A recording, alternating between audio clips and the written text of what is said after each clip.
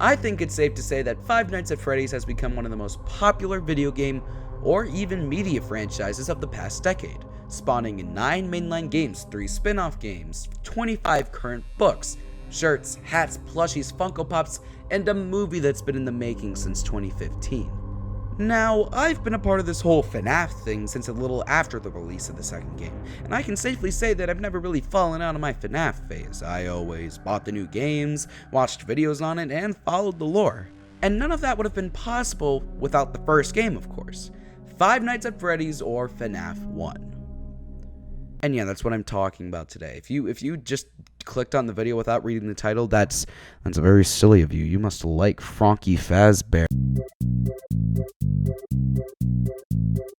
Chipper & Sons Lumber Co. was released in 2013. Trust me, this is important.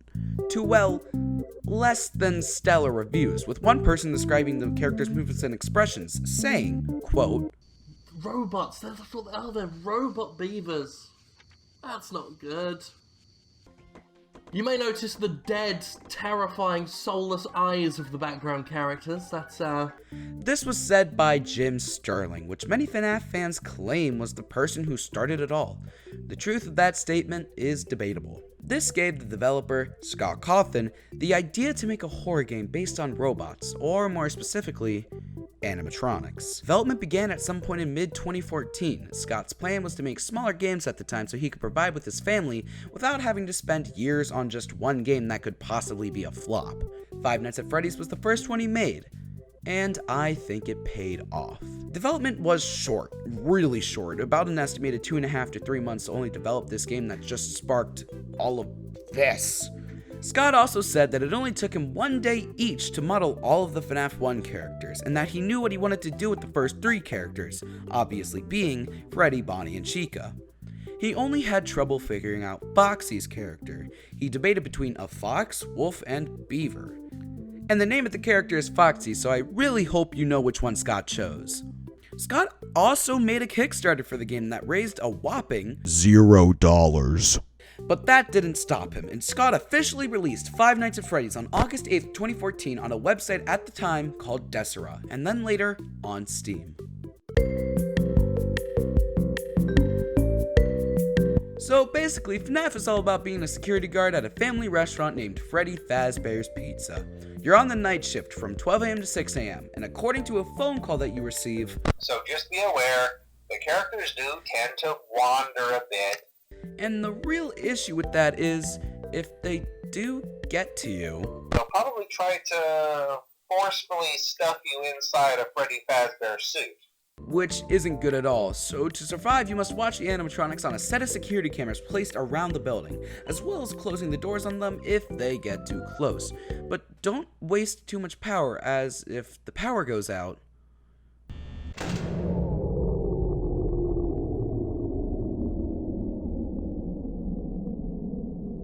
there's nothing to defend you, and you will be greeted by a familiar friend.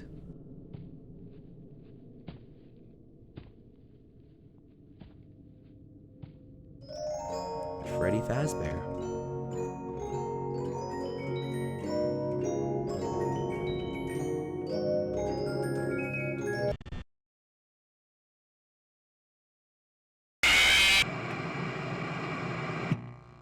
And you will be stuffed into a Freddy Fazbear suit, yada yada yada.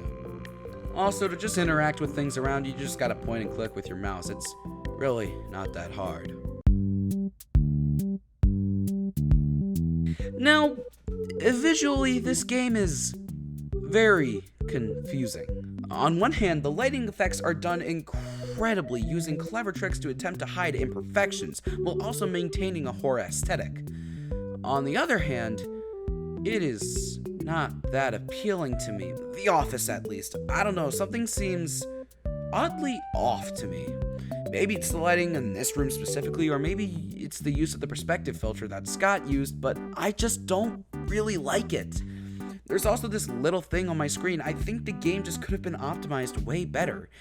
You know, removing some of the aspects that don't really matter, like the perspective filter. I hate the perspective filter, but I think even that can be forgiven with the incredible use of audio here. It complements the vibe so well, where it doesn't necessarily make you scared, but it'll get your heart pumping. Just listen to the song that plays occasionally. It's faint and unsettling, and the ambiance just fits so well with the game. I really can't describe it. But audio is not required to play the game, and you can play the entirety of it without audio with ease. But that also ruins the fun. So if you want the full experience, I definitely suggest you use audio. And the last thing I can really talk about the gameplay or visuals in general is the custom night mode. You get to set the animatronic AI from 0 to 20, making your night either very, very easy or very, very hard. And typing in 1987 gets you... Wow, so quirky, so cool and quirky. Oh my goodness, look, it's a yellow bear.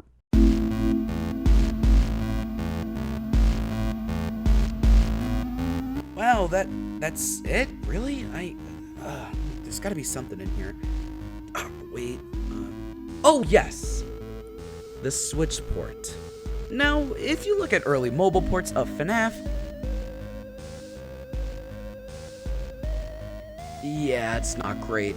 Now take that, put the visuals of the PC version in, and yeah, you got yourself a very poorly optimized version of a game that isn't the best optimized to begin with. This port is, well, really bad. It's really bad. The cameras lag every single time I change them. It's genuinely upsetting. Not to mention that the game itself lags very often and also just feels very slow. And this. How do you mess it up that badly?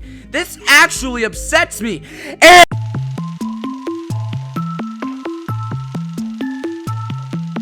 also, I decided to take a look at the Decompiled Games MFA or Multimedia Fusion application as this game was developed in ClickTeam Fusion to check out some of the cut content. But I'm not going to show you any of it because there is an excellent video by GoMotion about it, and I highly recommend you check that out after this video. I'll link it in the description and see if I can put it in an end card or something, I don't know. But I will mention one thing. This image. Now, I've gotten into some very heated debates with people who have claimed to see this very image in-game as an Easter egg. However, while I do believe that it was planned to be some sort of Easter egg at some point, there is no code within the game files that ever actually uses this image. Now, does it count as scrapped content because we've seen it before?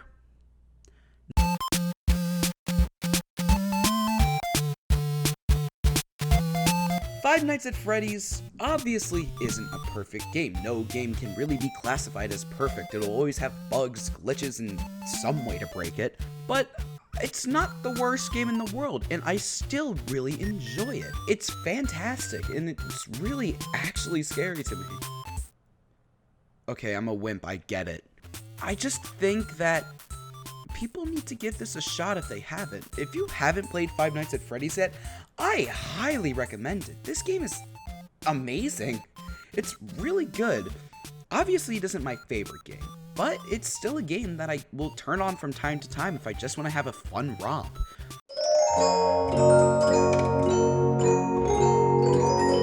Love it or hate it, FNaF 1 was a revolutionary game, and you can't deny its success. You also can't deny the impact that it had on the gaming industry. It changed the way we look at horror video games for a while, as well as starting a massive community with Let's Players, artists, and developers sharing their love for the series. It's a truly fantastic game that started something wonderful. Even though FNaF isn't perfect, I'm still going to give it a 10 out of 10 for my overall enjoyment. It's just a really solid game that started a wonderful community and helped me meet some of my best friends.